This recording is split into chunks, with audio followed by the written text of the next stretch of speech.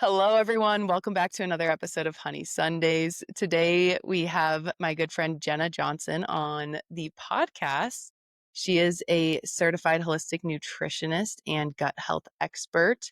I get so many questions on gut health, so we are so excited. I've taken some stuff that you guys have asked me and past clients have asked me, and we are going to give it all to Jenna today. So, Jenna, welcome to the show. Thank you for having me. Excited to be here. Start us off. Give me some background because just how did you get into this field? What was your first kind of career path? Yeah. So I'm Jenna Johnson. Like you said, a certified holistic nutritionist. I specialize in gut health. Um, and really what I focus on now is I help women eliminate chronic stomach issues without medication and really help them heal their gut, feel their best from the inside out. And again, doing that without relying on medication. And the reason that I kind of got into this field was I had gut issues my entire life, basically. From when as long as I can remember, from when I was in elementary school. I remember telling my mom my stomach hurts, like coming, whether I was going to school or after school or in the middle of school, I remember my stomach always hurt. And so throughout my life, it was kind of a journey of trying to figure out what that stemmed from. And I was really not able to get answers on that until very late in life. And probably my late 20s is when I finally started to truly heal. And then I would even say my early 30s is when I felt really, really good and that I could consistently feel that way. So that's really why I went into this line of work. Prior to this, though, I did work in advertising for about 9 years. So I was an executive in advertising and really just had a passion for nutrition and health and wellness. And I danced throughout my life. I danced in college. And that's kind of when I started to grow an interest in taking more care of my body and what that looked like. And someone introduced the concept to me of food as medicine. And I thought that that was fascinating.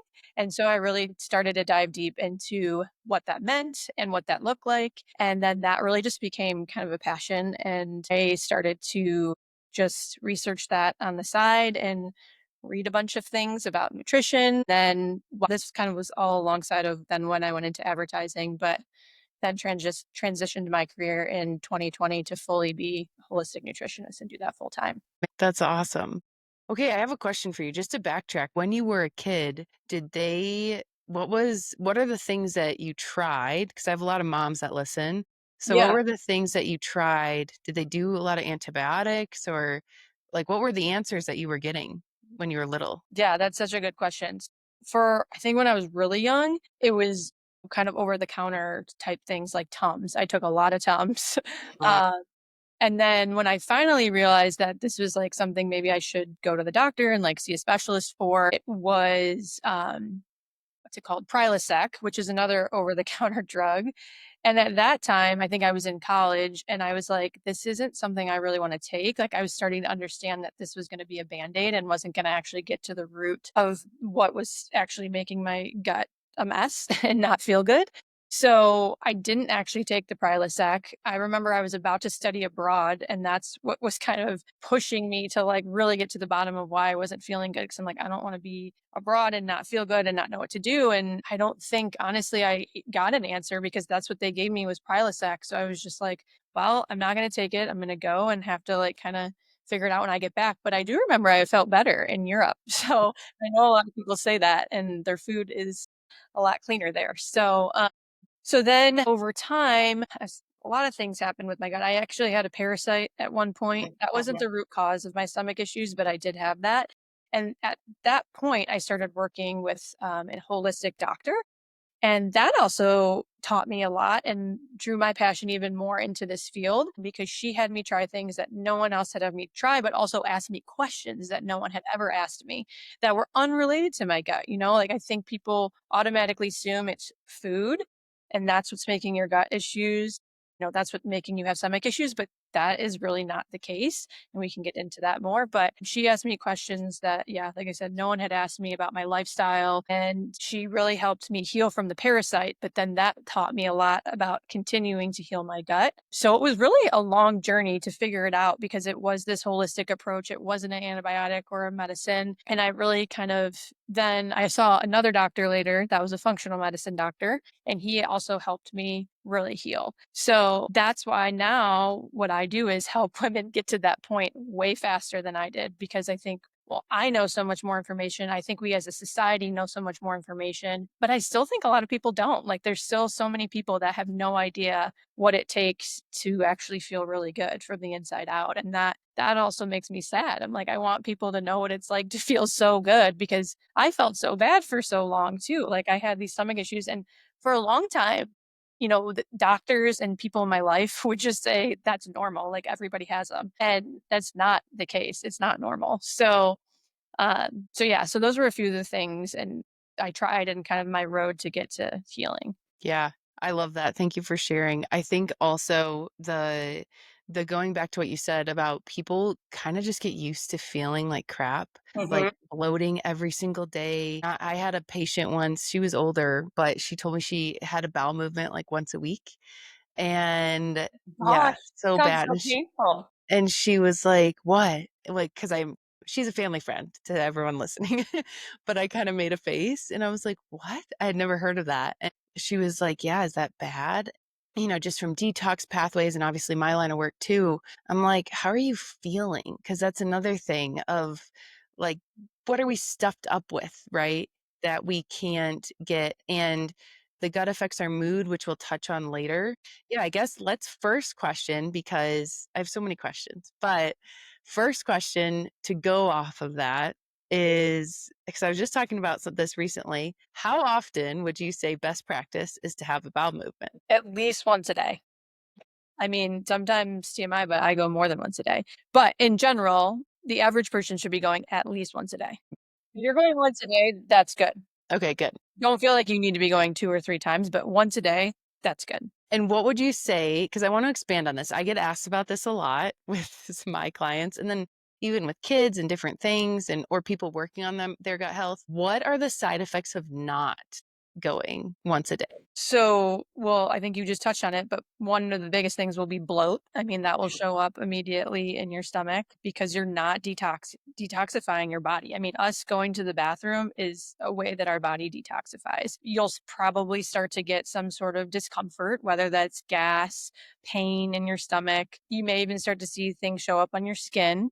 I always say our skin is really telling of what's going on in our gut. So if I see someone with really clear skin, usually they have a pretty healthy gut. And it's also interesting for me to see when I work with my clients because I look at them when we start working together and whether it's from their skin or just like the shape of their face, a lot of times inflammation goes down. So I see that inflammation reduce the quickest in the face. And that will be something else if you're not going to the bathroom every day, you likely have more inflammation in your body because you have more toxicity because you're not getting rid of that. So those would be a few of the things. Okay, I just want to ask, because I think these are the things of the connectors of even acne, right? It's our quick fixes of buy this brand of this face wash or this whole set of makeup and different things, but really what's going on under the surface. And the skin's an organ, and Mhm. it's detoxifying what our gut can't, or something else. Right. So that being said, can you touch on what is this was a question I was asked literally this morning. What is leaky gut? And because it's thrown around a lot. And what is leaky gut? And what are your thoughts? This is two parts. What are your thoughts on food sensitivity tests and when to do them? Yeah. So leaky gut is basically when you have like a gap in the lining of your gut. And so things within your bloodstream are getting into there that shouldn't be. So it's really exactly what it says leaky gut. Things are leaking into your gut that shouldn't be there. And that can be pretty easily repaired if you're on not only the right diet, but lifestyle too. And then food sensitivity tests, I'm personally not a big believer in them. I think they're kind of a waste of money because there's so much more to the picture. So, bottom line, what I would say about gut health, and I think this is the biggest misconception, it's not food isn't the only issue. It's actually most of the time, it's outside of food that is what's causing your gut issues. Food is a component, but it's only one component. And that's why I think food sensitivity tests aren't that telling. And I can say from personal experience, for me personally, the root cause of my gut issues ended up being stress and anxiety. I did not know how to regulate my nervous system. I did not know that that affected my digestion, and I was doing a lot of things wrong to heal from that and to then manage that moving forward. So that is what by far the biggest misconception when it comes to gut health. And that's why I love teaching women about it because, especially now there's so much information out there and what we hear on social media and the internet. A lot of times people come back to food and you can go around and around and around with, you know, eliminating things from your diet, but there's usually 5 other factors involved outside of food, which is why you eliminating those foods isn't helping because there's other things that need to help you heal. Whether that's again like nervous system regulation, maybe you're not getting good sleep, good hydration, movement, really the foundations of health. If those things aren't in alignment, then one of those things, like food, isn't going to fully heal you. So I'll always come back to that as being, I think that's the number one thing I want people to get from this is that that is the biggest misconception when it comes to gut health. It's not just about food.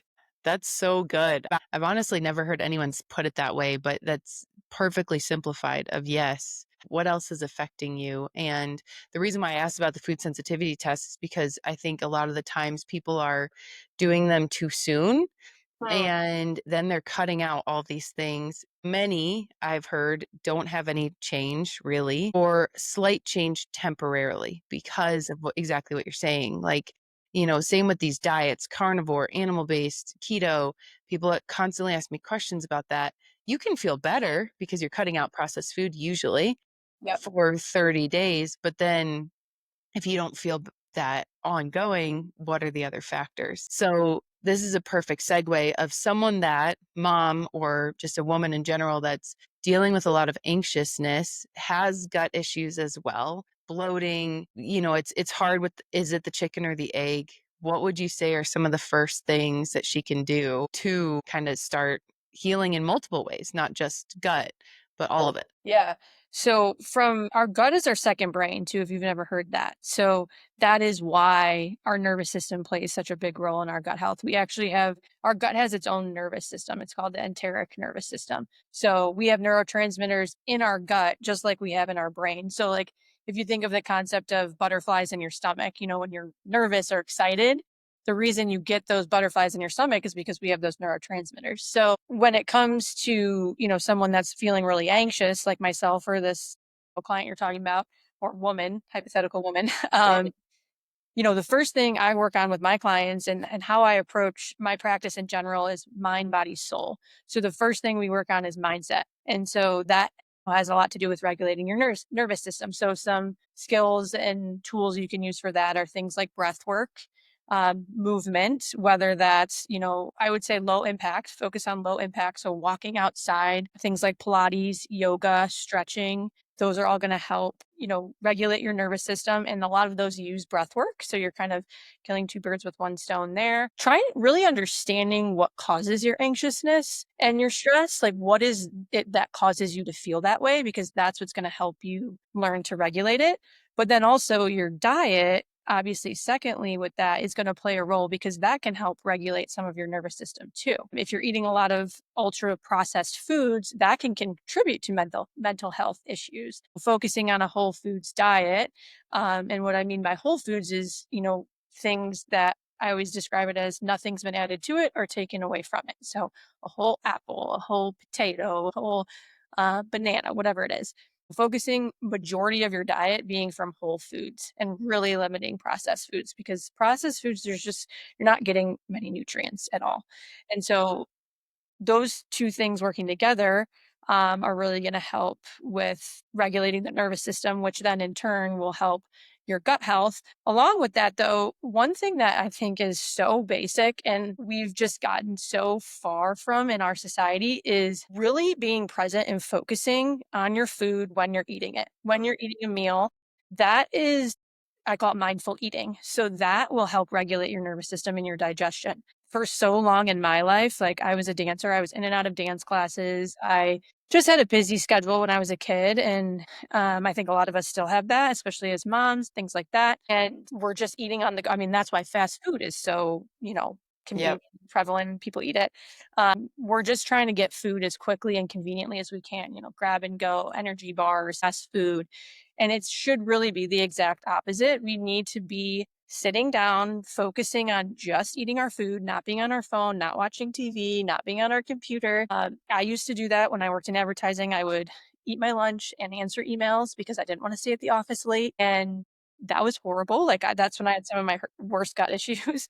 So, just the simple act of mindful eating can make a huge difference too in your digestion and in your gut brain connection. Chewing slow, chewing with your mouth. There's all these little things that can really add up to helping with that. So there's a lot of components to it, but those are some simple places that she could start. Yeah. Yeah. All that's so good. The part about mindful eating too that I think is also glazed over is for one thing that I learned years ago that has stuck in my head is our digestion doesn't start when food hits the tongue, which is crazy. But this is something I think we all need to remember is it actually starts with smell. So sight of basically our body nervous system, right? This is our biological blueprint of like, okay, hey, there's food coming. That's where the Auntie Anne's in the mall, we smell the Yeah. pretzel from a mile away. But because, and then you start salivating. And then what the salivating is the digestive enzymes. And I think I learned this from my dentist, honestly. But Interesting. super interesting of when are we actually eating, and I totally agree with you as a mom, and even trying to make good practices for my toddler because she, for those that don't know, Jenna also has a son around a similar age, toddlers, and they would love to just eat on the go constantly and kind of play and then come back for a bite or something like that. And it's been a really good practice for me too because with kids, kind of segueing into this, but kids will mirror us. So if I'm sitting down and eating, my daughter will eat so much more of her meal and be so much more consistent. And I really think that this is not only with like a parent and child, but also just community, because that goes back to mindful eating. We're supposed to enjoy food, making food, being with others when we're eating, right? Yes, and that's going back to, like, eating around the dinner table as a family, like, we've gotten so far from that, which is sad, and yeah, it's one of the main things that made a big difference for me was mindful eating, but yeah, to your point too, like, showing our kids how that's demonstrated in our actions can sometimes be hard, but they see that and they do pick up on that, and so teaching them from a young age is key and important. I mean, I remember when we were young, like, we sat around the dinner table. We were talking about how our digestion starts before we even eat the food. And that's something I tell my clients is like, think about eating with your five senses, which starts before you even eat the food. So, like, if you think about it that way, it just helps you slow down. But another thing I tell them, and sometimes I do, which might sound silly or look silly if you're doing it at a restaurant, but I like smell my food before I dive in. Like I'll smell it or I'll take a couple deep breaths, but that activates all of those senses too and I swear I enjoy my food and I can taste the flavor so much more when I do that. And so that's another little tip and trick that I love to do to help with mindful eating too. Yeah. And praying over our food is really super intentional of, Yes. giving thanks. It's Native Americans, Christianity, whatever you want to do. This is a practice across all the boards, but they're really just thinking about their food for a second and like, yeah, thank you for this is supposed to be nourishing. This is full of vitamins and minerals and nutrients that we need. And yeah, I think that's just a really good practice too. That's so no, that's so true, and it made me think of too how another reason for eating whole foods and cooking your food connects you so much with your food, and that's why ultra processed food, we're so far removed from the source of the food that it it's not giving us much in terms of nutrients or anything, and so that's also why eating a diet focused mostly on whole foods is so important. But yeah, another way to even just connect with the earth, which is so helpful for our nervous system. If you've ever heard of grounding, putting your feet in the grass or the sand. But another way I say you can do practice grounding is cooking your food and handling your food that comes from the earth.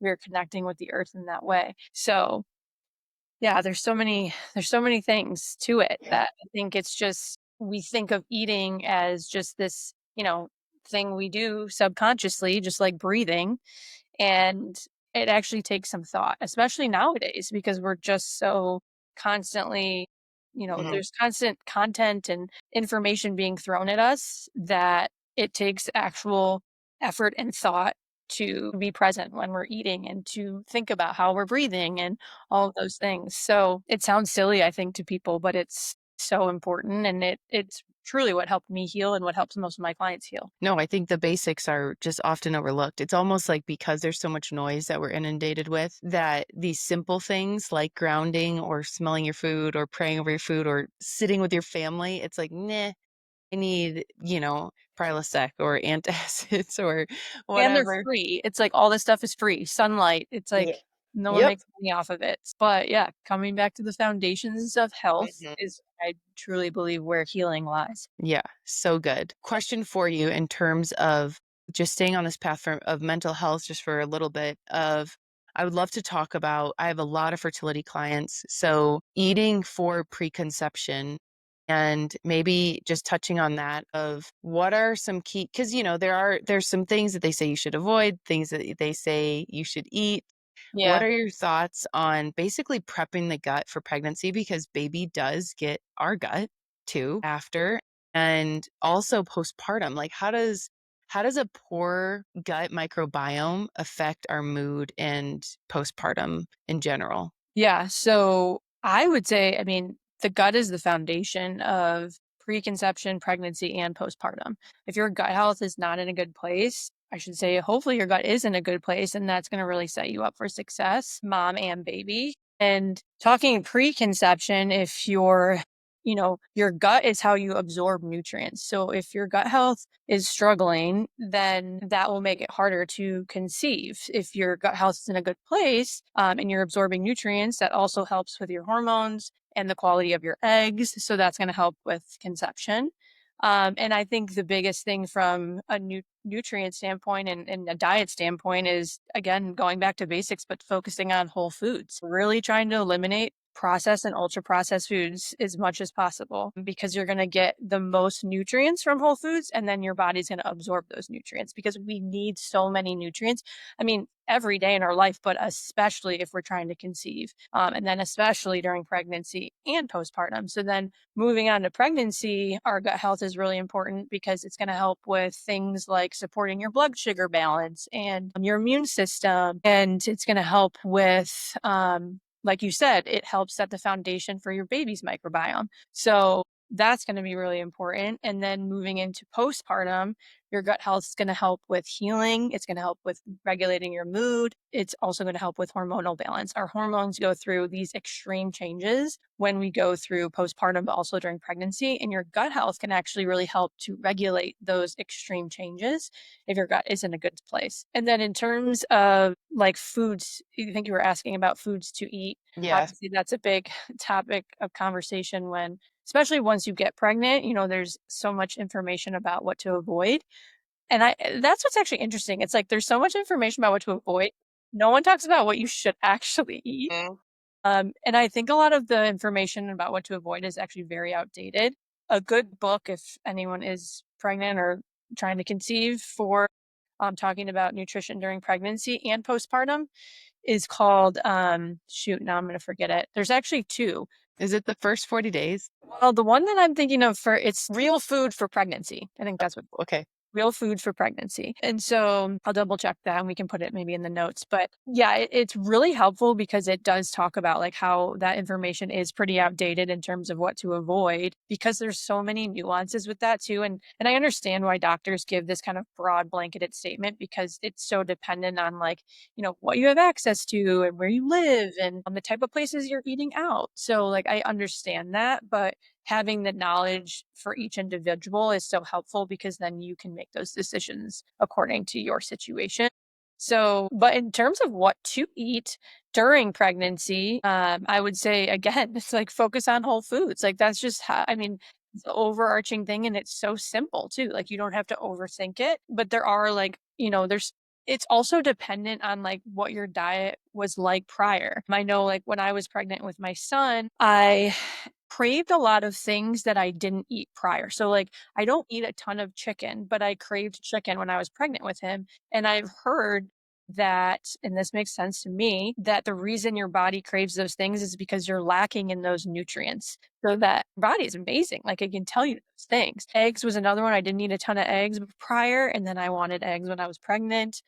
And then there was things I didn't want, like, I ate a lot of salmon prior to pregnancy, and then when I was pregnant, I didn't really want salmon. I probably had a lot of those nutrients stored up. So, that's interesting too, and I think learning to listen to your body and understand your body is so important, and that is something I coach my clients on, because the more you can learn that and have that intuition and learn your own body, that is gonna set you up for so much success, because everybody is different. We're all, individuals. We have different environments, different diets that we need. Like, we're going through different things. Maybe we are trying to conceive, maybe we're postpartum, maybe that's not a part of our life. So like everybody's a little different. So the more you can tune into what it is that makes you feel your best and listen to your body, that's gonna, like I said, set you up for success. And that is a skill, I will say. Like, it doesn't happen overnight. And that is something I coach my clients on, because you hear that and you're like, well, how the heck am I supposed to do that if you've never done it? We're saying part of that too comes learning how to listen to your body. Part of that comes from really detoxifying your body. So, like, if you have a lot of toxic buildup in your body, it's hard to hear those signals because your body's kind of masking the signs and signals because of all the inflammation going on and the toxicity. It's not clear. You might have a lot of things going off. You might have a headache. You might have low energy. You might Yeah. have mood swings. There's too many things versus when you can really get to true healing and feel really good and you have this baseline of like, I know what it's like to feel my best, then anything that shifts that pendulum, you're like, "Oh, red flag, like something is off. I Mhm. should listen to that." Or for the example of pregnancy and preconception, you're listening to your body in a different way. Listening, during pregnancy is so important because, like I said, those cravings were actually telling me something. It's not like I was craving, or even if I was craving cheeseburgers, actually, which I was, Mhm. that's actually telling me something too. I'm not going to McDonald's to get my cheeseburger. I'm going and getting, a high quality grass fed organic burger. I'm making it at home, most likely. Yeah. And, that's great because my body needed iron and nutrients that are in red meat. So I think there's, people say things when you're pregnant, like, are you having cravings? And sometimes people are like, it's candy or Taco Bell. But there's also these other cravings that we could be having that our body's actually telling us, I need this. And that's why I'm craving it. So, Yeah. And for those listening that aren't aware, I'm currently 22 weeks pregnant, which is why I'm also asking a lot of these questions. But I would literally eat a bagel or toast every single day if health was not a thought. I don't buy them so that I don't do that. But like when I'm thinking of bread, and it's basically what my body, because you kind of have to ask yourself too, like, am I actually craving the bagel and the bread, or is it the quick carbs? And so during pregnancy, like what I've allowed myself to do, especially now that this is my second, I have a toddler, can't nap as much during the second pregnancy. So I'm just like switching it out to fruit and to other healthier carbs before I would indulge in a bagel, which is probably going to tank my blood sugar later on. So it's also, I think, going back to knowing your body too, at least for me, I feel like this is an ongoing practice because our body changes. This pregnancy is different than my first, and not in drastic ways, but more so of just like, yeah, maybe my nutrient needs, maybe a different, after being postpartum with my daughter, I didn't crave X, Y, and Z as much as I do now. And same with, I'm sure this postpartum will be a little bit different too. But I just want to encourage those that are listening that are really trying, or if you feel very out of tune of knowing what your body wants, yeah. then it's not, you don't learn it in a month. Like it's just ongoing. And yeah, I guess if you, Jenna, too, have anything to speak on that of, I know you said like slowing down while eating, but maybe just some tips of listening to the body. And I'm sure this goes back to nervous system and things as well. Yeah, I would say, well, jumping back real quick, because I know I want to just make sure this is clear too on pregnancy. Like, obviously, first trimester, I know can be so tough for people.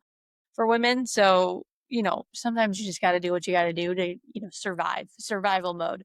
So I also totally get that, like you need your crackers, you need your bread, you need whatever, you do that because it's Sure. hard. Yeah. Pregnancy is hard.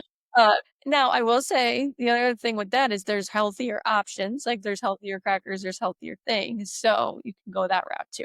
Jumping to your next question, in terms of, yeah, learning how to listen to your body, I would say, you know, slowing down on it, like in general in life. Like really slowing down because so many people too, like, pack their schedules, say yes to everything. Think if they're busy that that's success. Some people just genuinely like to be busy, and I get that. That makes them happy. So that hopefully wouldn't be stressing them out. But I think sometimes we just overwhelm our schedules. And that's something I've worked on over the past few years and has really helped regulate my nervous system, but help me listen so much more and to my body, to just life, make decisions, be very clear headed when I'm making a decision because I don't have so much distraction. So I would say slow down your life, evaluate the content that you're consuming is another big one, whether that's social media, that's just online, that's TV. How does that impact your thoughts and your brain? Because our brain is constantly getting fed information. So, how often are you consuming that too? Like, try to just kind of take an audit of your life and your lifestyle and really simplify every aspect of it. And that's going to help you focus in on your body and like being able to listen to what's going on. Otherwise, it's like we have just too many distractions. It's hard to do that. It can be hard to do that. So that would kind of be where I would start. And again, it's not, strictly food focused. It's outside of that. Then that brings us back to being able to listen to things that our body's telling us, whether it's food or other aspects. But yeah, I would just say slow down and take an audit of your life and kind of how you're operating and if that feels good for you. If it feels good for you, great. If it's like I feel overwhelmed, I feel like I can't get a breath, try to make those changes where you can. Sometimes, I also understand like people are in situations they don't have the ability to change too much of what their circumstances are in the moment. But you can also make those goals, to make those changes in a certain amount of time if that works for you too.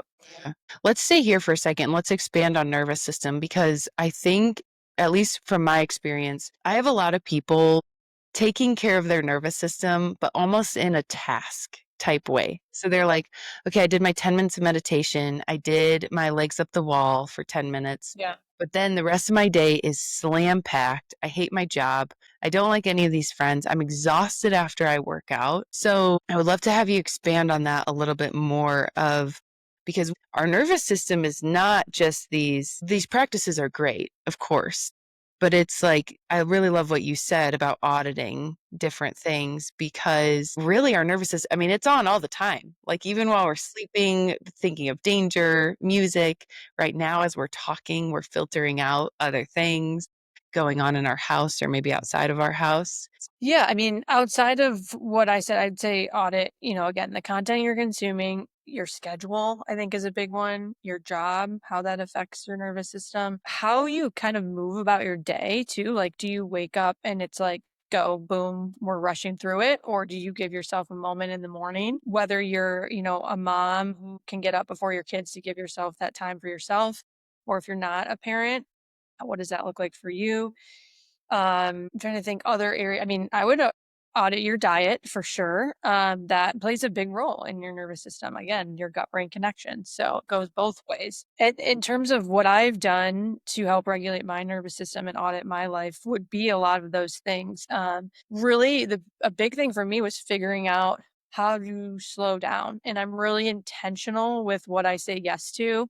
I'm really intentional with how I spend my time. I don't like a crowded calendar if I can, in terms of like outside of work and things, even work, but I know what I need to kind of thrive and keep myself at this level of, obviously it ebbs and flows. It's not like I don't get anxious and stressed sometimes for sure, but there's things I do. And then outside of that, things like movement that helps my nervous system a ton. I love to walk outside. I love Pilates, yoga, stretching. I am a mom. So a lot of times, if I don't get a formal workout in, A walk outside is like the number one thing I love to do because I can take my kid with me and my dog and my family. We do a lot of family walks. So, and I always say too, like working out, I don't like to call it working out. I like to call it movement because you might, especially as moms, like we're moving so much throughout the day, especially if you're with your kids, like, picking them up and carrying them, going up and down the stairs, playing with them, all of the things.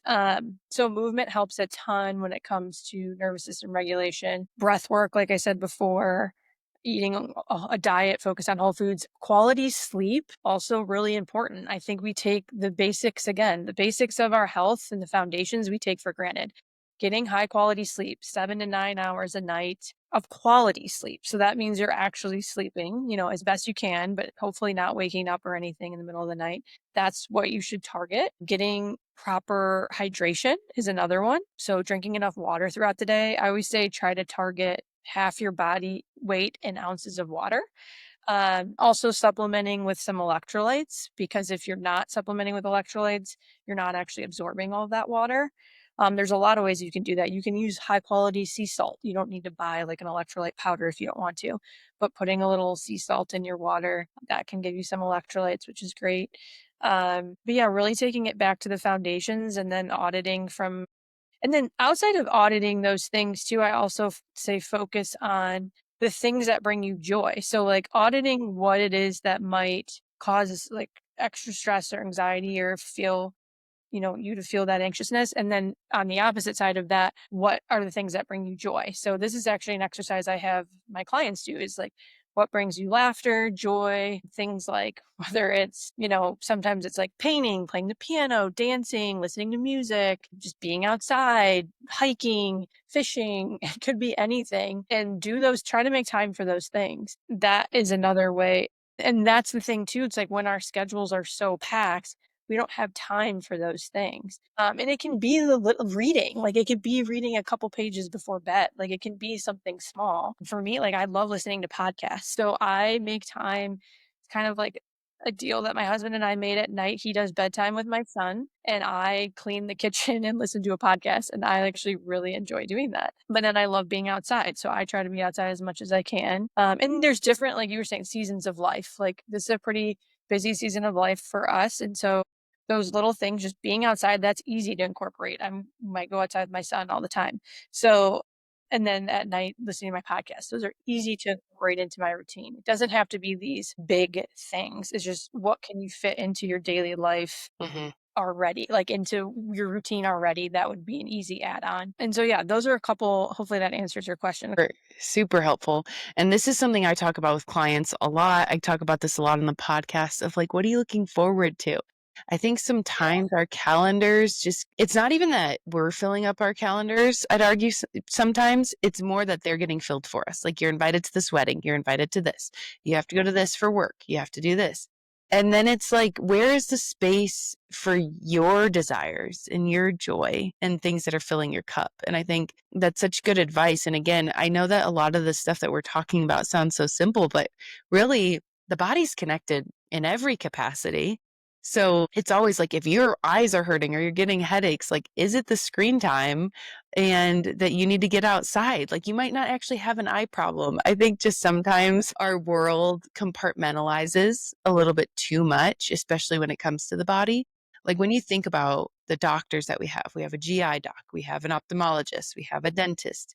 But no, in that the missing, there's some really good ones out there that are going to ask, like you said, your doctor that asks you questions that you never been asked before, because it really does all connect and just have such a compounding effect of how are we showing up and how are we feeling day to day, of which really dictates how we can show up, right? If you don't feel good, how are you supposed to show up well as a mom and a friend and a coworker, right? I always say being selfish is actually selfless when it comes to taking care of yourself, especially as a mom and as a woman taking care of the family. Because, like you just said, if you don't take care of yourself, you don't show up as your best self for everything and everyone else surrounding you. So I don't think that's selfish at all. Of course, there's the other side of selfishness, that can be another thing, but this form of selfishness when you're taking care of yourself allows you to show up so much better. And Something else you said that made me think on kind of a deeper level. I don't know if anyone's heard this before, if you've talked about this, but emotional trauma in the body or things that we hold on to can show up as disease or dis-ease, if you will. I'm sure you've heard that before. And so that when I learned that, I was a little skeptical at first. I was like, no way. And then I really started to learn more about that concept. And I was like, 100% this makes sense because of all this being so connected. And my mom had breast cancer twice. And the second time around, I was like talking to her just about like what was going on in her life. And I 100% think part of it was just some like life moment she was going through that maybe she just was, storing up in the body. And so there could have been other factors, but I think that that was part of it. And that to me is like such an important concept. And that can be, if you have things in your mind, in your body that you're holding on to, like talk to someone about it, journal about it, because that can manifest into whether it's chronic illness like a cancer or if it's something like just gut issues, which are minor, can be minor, but can manifest into bigger issues. It's really important to get that out. And so that was a big learning moment for me when I learned about that. And so I just wanted to share that in case people didn't know that that's also another component. That's kind of that soul component too. I was talking about mind, body, soul. There's a lot to that piece too of the puzzle. Uh, and that can be part of it is these things that we're emotional beings, like we hold on to things, and it's nice that our generation does talk more about things like therapy and getting those things out, because it is really important. I think when I was younger and maybe even my parents generation, it was more about holding on to those things, bottling them up, talk about it, move on. So I think that that's great that we're having these conversations about things like that. Yeah, I could talk about this for days because one of the first episodes I shared was like fertility journey. I had a miscarriage before I had my daughter, and working in functional medicine, holistic health coach, similar to you. I'm like, it was a massive when I had a miscarriage. I was like, what is happening? Like I'm checking all the boxes. And then you kind of go down this rabbit hole of like, oh, should my husband get his sperm checked? And should I be doing all these things? It took us 8 months to get pregnant after that. Like, I wasn't even getting pregnant. And I 100%, I share this in the episode, so if this resonates with anyone, go back and listen to it, but it was mindset. I totally believe it was mindset. It was stress and basically the narrative over and over again that becomes toxic to the body, maybe not actually physically, but toxic in my head of, can I get pregnant? Am I ever going to have kids? And then you kind of spiral down this thing, and it really does dictate your health and your outlook and all of the other things. There's a really good book, several good books on this, but I mean, there's The Placebo Effect by Joe Dispenza, if anyone's heard of that. But then you look at the placebos and nocebos, and there's a study, I have to share this really quick because it really does just show the evidence of the mind. I think it was Yale that did it, but they basically did a knee replacement, and they had half the people, it was like 25 and 25. They had half the people. So everyone went into the operating room, okay, and got drawn up on with the markers, put iodine on, and put to sleep. And everyone got put to sleep. And then only half of the people got the surgery, the knee replacement. And when in the group that didn't get the knee replacement, they asked, how do you feel? And it was like 85% of them felt better. And they never even touched their knee. My gosh, that is crazy. No, I believe in the placebo effect for sure. So something I believe in a lot is like speaking, whether it's out loud or in like a journal, what you want to be true or come to fruition, speaking those things out loud, writing those things. I remember like when I had my first child, like I remember just saying like I would say out loud and I would write like that I was going to be pregnant, and like just like having a really positive mindset about that. And like our mind is so powerful. So our thoughts really frame our reality. And so and another example of this outside of pregnancy would be we recently moved to Colorado. We lived in Chicago, and I went back to some of my journals and to read what I had written in there. And I started off by writing things like I wanted to live outside of Illinois. Like this was just something that our family had thought about for a while, and like something I just wanted to try. I'd lived pretty much in Illinois my whole life. So But then I started to get more specific of like, I want to live in Colorado. And then I got specific to the neighborhood we wanted to live in. And I would had other things like I want to have a garden, I want to live by horses. Exact neighborhood that I wrote down, we have a garden. We didn't build this house. We just bought one that happens to have a garden and we live by horses. So like that was crazy because that was probably I started writing that 4 or 5 years ago. And so I think and it's not always so clear. Like I happened to be specific because we had come here and looked at neighborhoods and suburbs, and this was like the one. I was like, if we're moving there, like that is pretty much the only one I want to live in. It's just been like it's cool to see that because when things do happen like that, then you're like, oh wow, like the power of the mind is real. And I've read and I've heard so many things like this, and I really I teach this too. Like I teach mindset affirmations because it is so like even that my job, this being a holistic nutritionist was something I wanted for like 10 years. I was like, I worked in advertising and I said, my thoughts were that I'm going to have my own business so that, well, one, because I was so passionate about it and I wanted to help other women, and also so that I could be flexible with my family, my future family. I didn't have one yet, but I wanted to be able to kind of be with my kids when I wanted to. So that was a big kind of mindset manifestation, if you will. I don't really use that word, but yeah. So I think the power of the mind in so many ways. Some people are like, I say that too because I know there's a lot of people that struggle with that. Like they're like, I can't say what I really want in life if it hasn't happened yet. I think especially when it comes to pregnancy.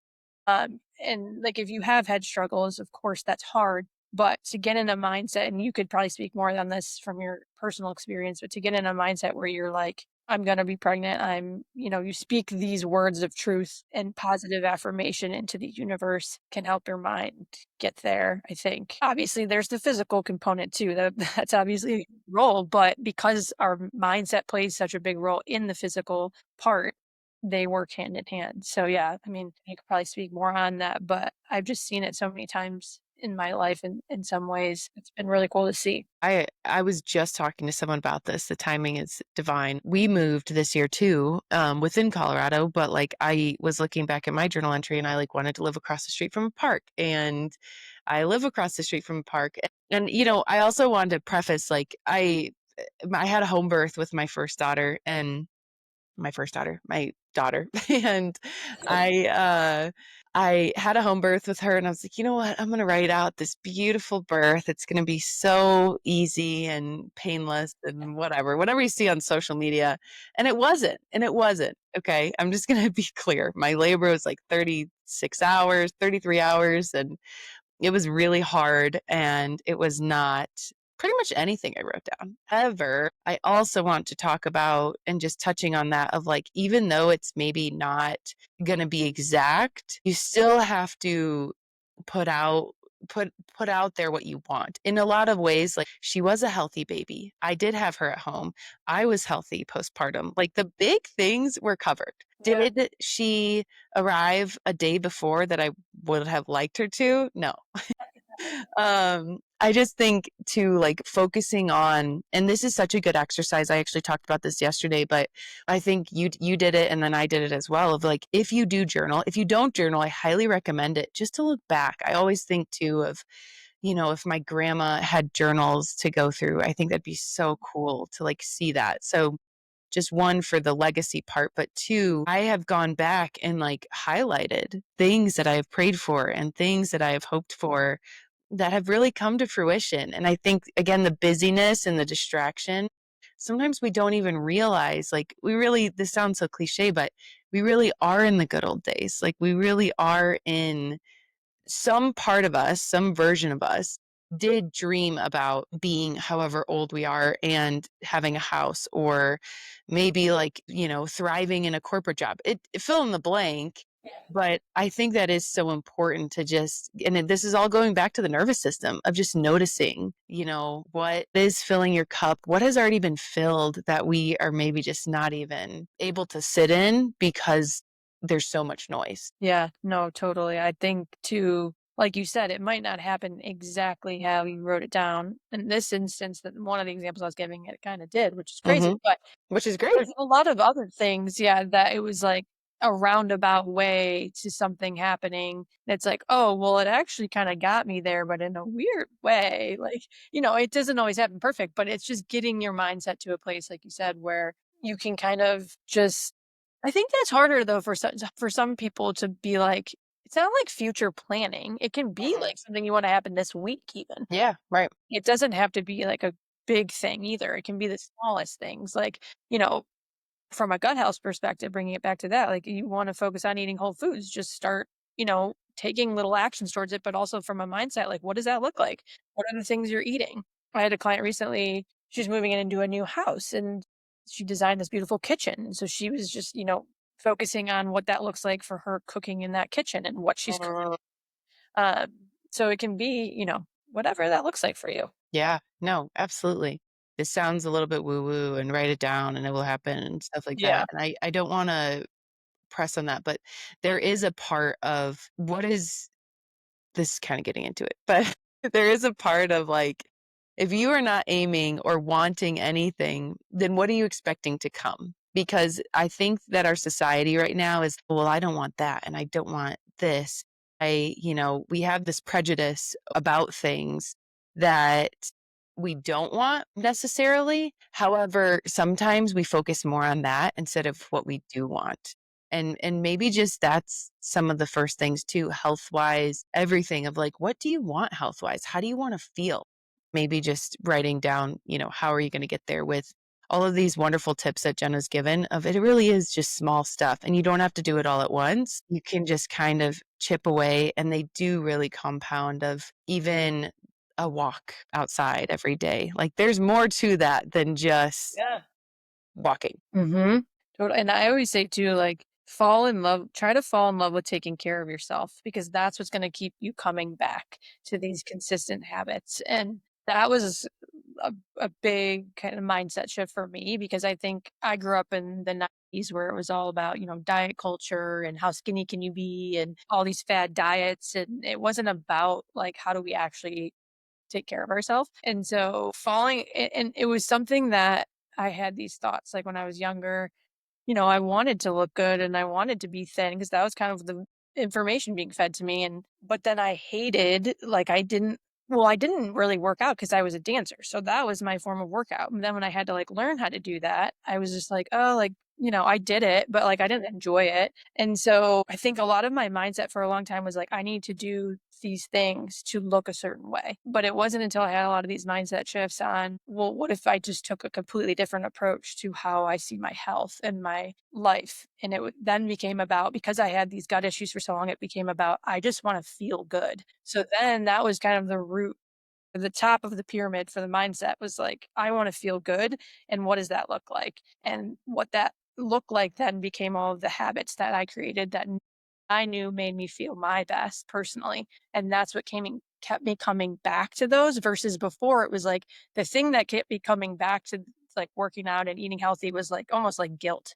Yeah. Now I come to those things with I love it because I feel so good. So I go, why would I want to do anything else? And so I think that's a good like mindset to keep in mind, if you will. Too is like try to fall in love with taking care of yourself. Find those things that make you personally feel really good.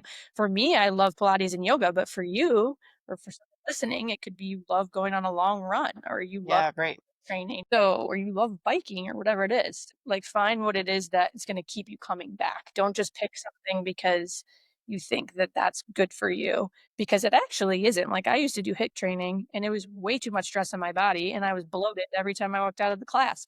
But I just thought that that's what I should be doing because that was kind of the trend at the time was HIIT training.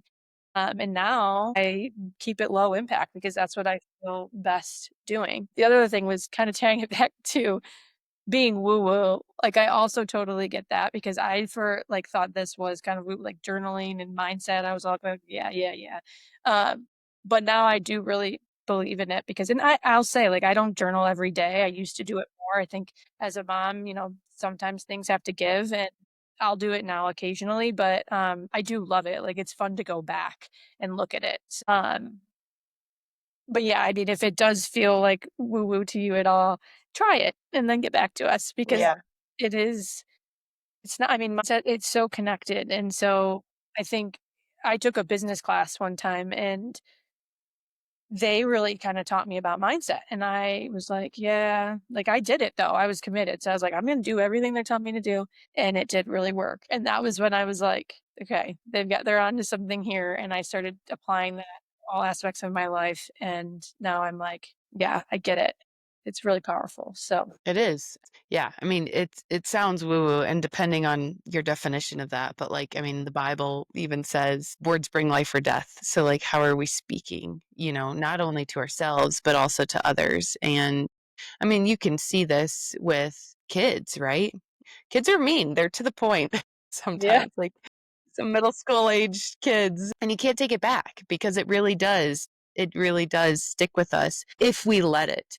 Have you read the book, The Four Agreements, or heard of it? No, I don't think so. Amazing book. Everyone should read it. It is spiritual, but he brings in pretty much every religion, which is really cool, and also just the science of it, of what are we allowing ourselves to believe? Because there's certain things that people would say to us right now, right? Like you're stupid, and and then you would disagree with that, right? Because you're like if someone said that to me, I'd be like, okay, I don't believe myself to be stupid, so I'm going to not agree with that. But the whole concept is sometimes we're agreeing without knowing. This really happens in adolescence and but shapes our formative years and then obviously shapes us into adulthood. But, if someone told you that when you were 7, you're like, am I?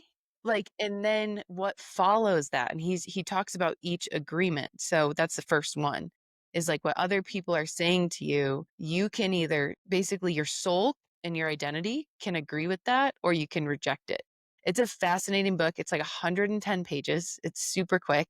Highly recommend everyone to read. But I think it just goes back and it gives you more evidence to explore this stuff too of, what are we speaking to ourselves? What are we speaking to others?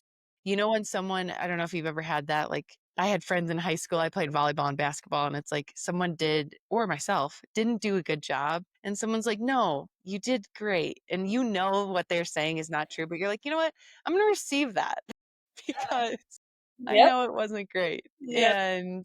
Or someone just needed the encouragement, right? So don't lie, but, in certain cases, don't tell them they're terrible either. No, I want to check that book out. It sounds super interesting. Yeah, it's amazing. Well, we can go on and on. I just wanted to ask you one final question. What would you say is the most common thing that someone is doing that they don't believe is affecting their gut health? Oh, I think so. A lot of people don't realize how much processed food they're eating. So when they kind of explain their diet to me, I don't think until someone kind of audits it for them, they didn't really think about it that way. After saying it out loud, a lot of times when I ask people and they say it out loud, they're like, "Oh," and then they like say their thoughts about what they've been eating. Like it's like, "Oh, actually, I eat more of this than I thought." Again, because it's so simple, really focusing on whole foods and trying to eliminate as many processed foods as possible is the best thing you can do for your diet. So that would be the number one thing I see the most is like people just don't I think honestly people don't even understand what a processed food is.